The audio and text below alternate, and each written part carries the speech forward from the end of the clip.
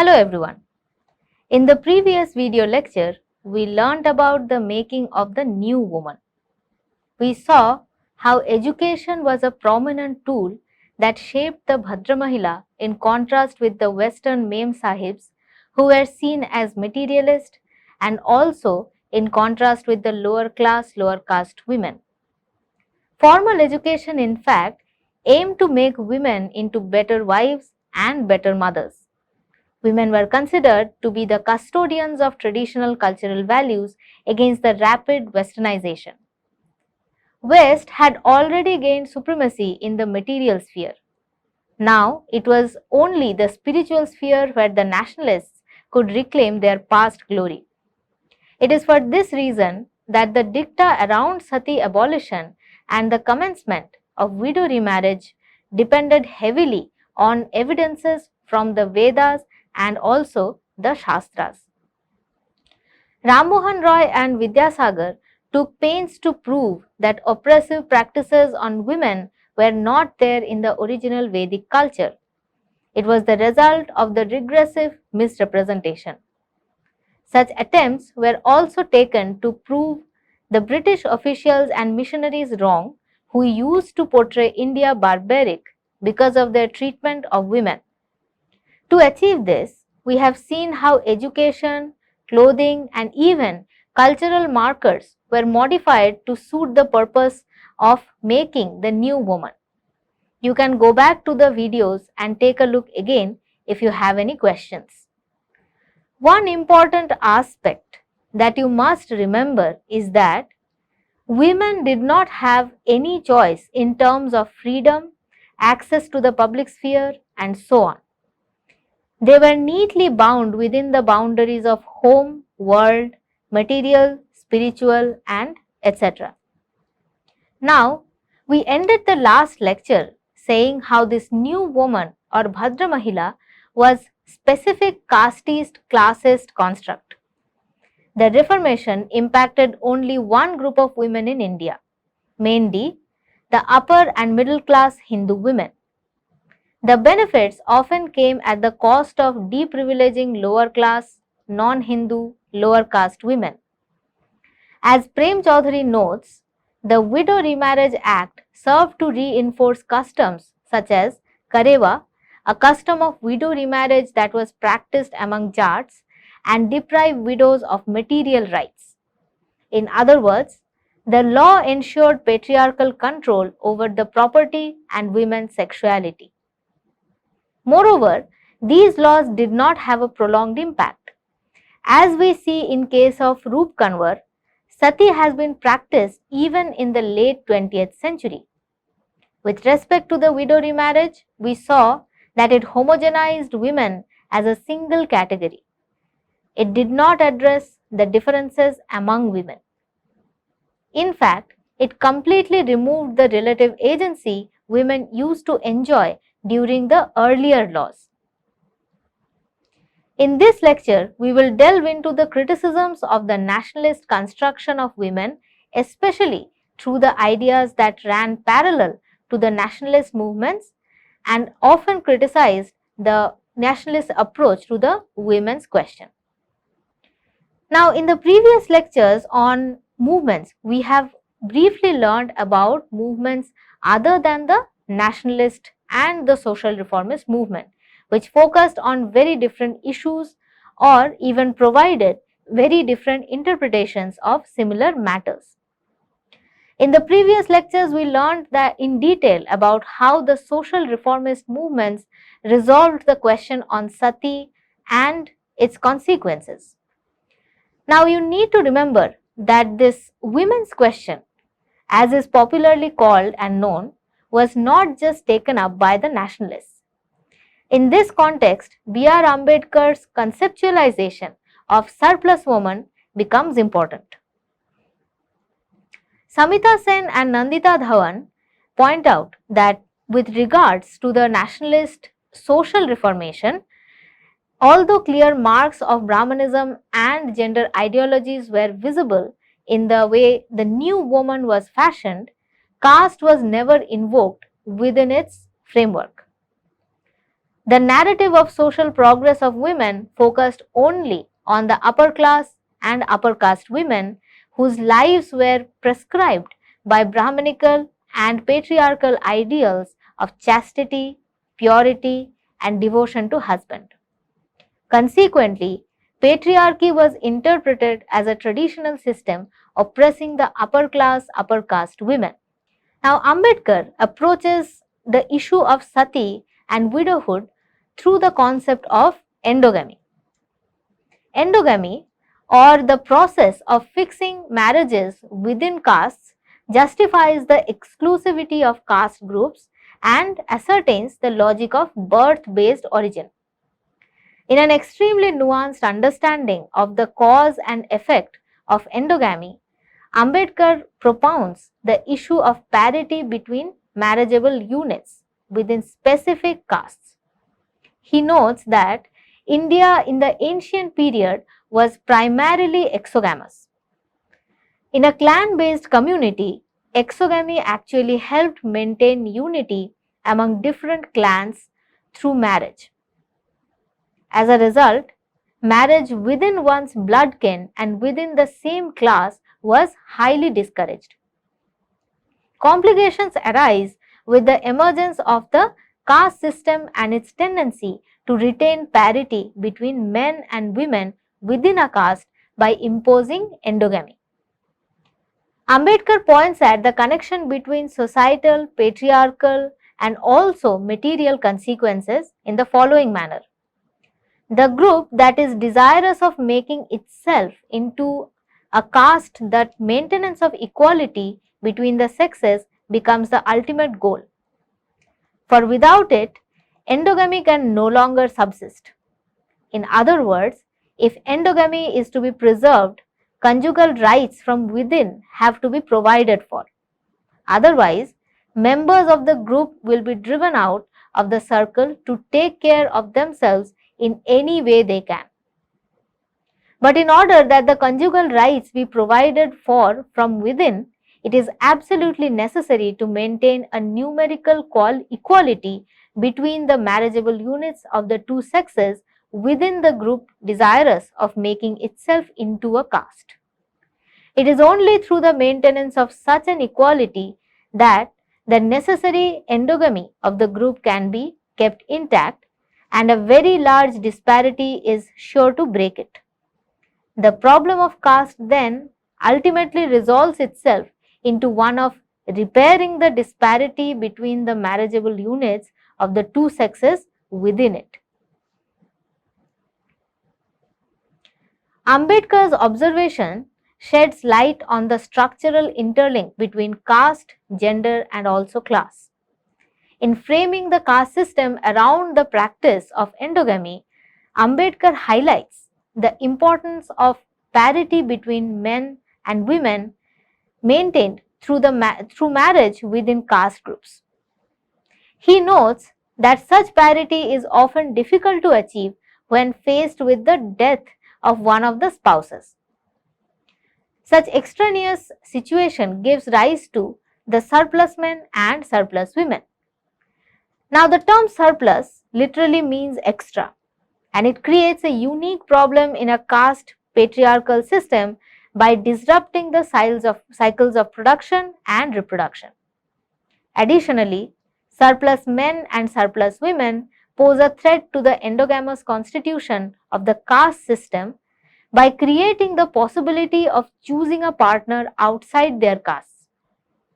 Ambedkar points out that each caste resolves this problem by opting for child marriage in case of surplus men and by imposing stringent customs of sati or burning of widow or enforced widowhood on the surplus women.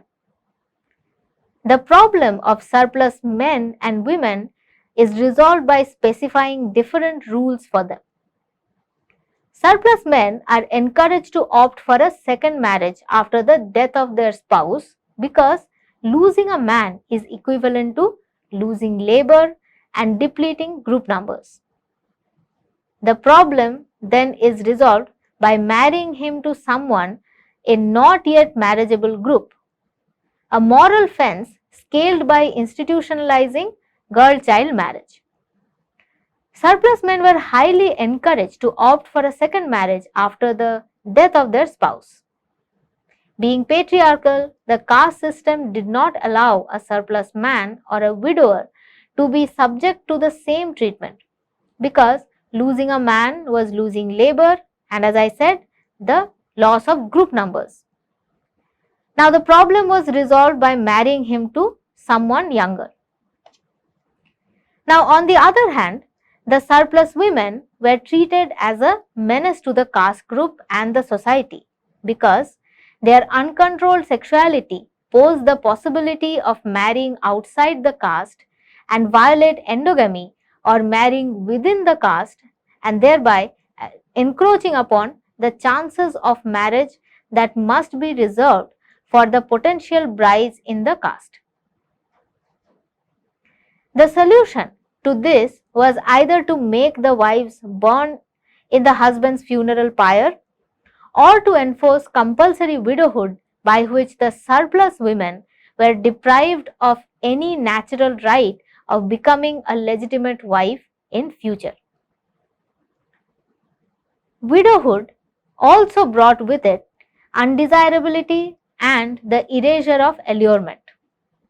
The possibility of any immorality of widow was resolved visibly by dressing her in drab and colorless clothing, by confining her completely within the house, and morally by presenting widowhood as ascetic. Uma Chakravarti, in her article Gender, Caste and Labor, Ideological and Material Structure of Widowhood, terms this practice as sexual death of the widow. She mentions that a woman is recognized as a person when she is incorporated into her husband.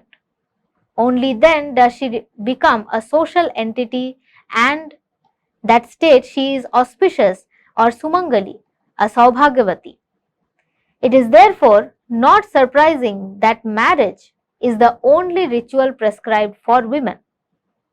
Female sexuality in case of surplus women was specifically threatening as it created the possibility of bearing progeny outside the caste. Women, Uma Chakravarti argues, were always perceived to be caught between the conflicting sides of Stri Swabhava or innate lustful nature and Stri Dharma, their duties as a wife. Now, the first quality is seemingly derived from the mother, whereas the second one from the father. Now, it is interesting how biological identity and desire are neatly differentiated from socially constructed image of an ideal woman. The message that it sends is that Stri Dharma is necessarily superior to Stri Swabhava. In fact, child marriages became a way to channelize women's sexual energy at an early age. After the death of the husband, this energy was controlled by imposing the markers of undesirability. And this was not just limited to widowhood. Uma Chakravarti writes that according to the didactic Sanskrit and Pali stories, when the husband is away, the chaste woman or Sati is expected to forego perfumes, garlands, collyrium, the chewing of betel, and even the use of teeth cleaning stick. According to one authority, the face of the wife whose husband is away should look pale and distressed. She should not embellish her body. She should be devoted to thoughts of her husband. She should not eat a full meal and should emaciate her body. These traditional injunctions were repeated in the 18th century texts for women, which lays down that the woman whose husband is away should abandon playing, adorning her body, attending gatherings and festivals, laughing and going to other people's houses, and even laughing with the mouth open. A woman's social identity and existence was dependent solely on the existence of her husband. Therefore, the moment her husband dies, she also faces a social death. Here, the connection between caste, gender and class also become prominent because hereditarily a father's property was handed down to the son. The birth of a son fathered by a man from another caste created the fear of the loss of property. With reference to female sexuality, Uma Chakravarti draws attention to the production and reproduction being two fundamental reasons behind excessive control over women's sexuality. She argues, with the collapse of clan-based society and the rise of exclusive partnership over land in the post-Vedic period, the sexual behavior of certain categories of women needed to be not only under male control but also closely guarded.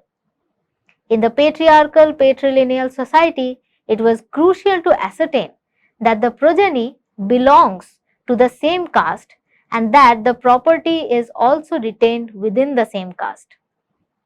As Chakravarti notes, the practice was specifically imposed on upper caste women because control over land was exclusively maintained by Brahmins. Such stringent rules regarding marriage and female sexuality validates Ambedkar's conceptualization of endogamy as the mechanism of caste system. Caste system therefore function through a complex interaction with gender and class.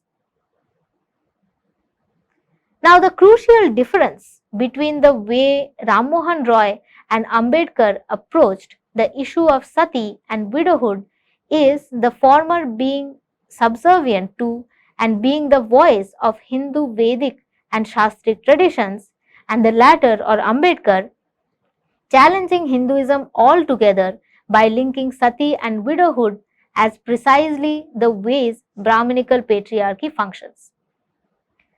Ram Mohan Roy's critique of sati arises because of the wrong picture of Hindu culture it provided. His extensive citations from the lawmakers of Hindu tradition, such as Manu and Yagyavalkya, support his claims that Hindus are not murderers of widows. Now, Ambedkar's position comes in direct contrast to that of Ram Mohan Roy.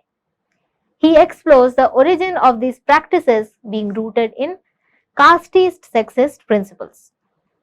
Instead of seeing widowhood as the contrast to sati, Ambedkar viewed both these practices as mechanisms to control and eradicate surplus women. Therefore, instead of justifying either practice with the Shastras, he saw the problem as rooted in the Shastras. It is for this reason Ambedkar aimed to altogether challenge Hinduism, which condones casteism and sexism. Expectedly, his views came as a blow to Hinduism and social reformation. Ambedkar notes that instead of going to the root of the cause, the nationalist reformist focus remained centered on the practice of sati and not on the cause of it. Now, let us summarize today's lecture. We see that the nationalist resolution of the women's question was premised on the Brahmanical patriarchal ideals. The idea of home, world, spiritual, material, private, public was an extension of the caste system. Therefore, considering the woman's question solely as a matter of gender hierarchy limits the scope of the argument.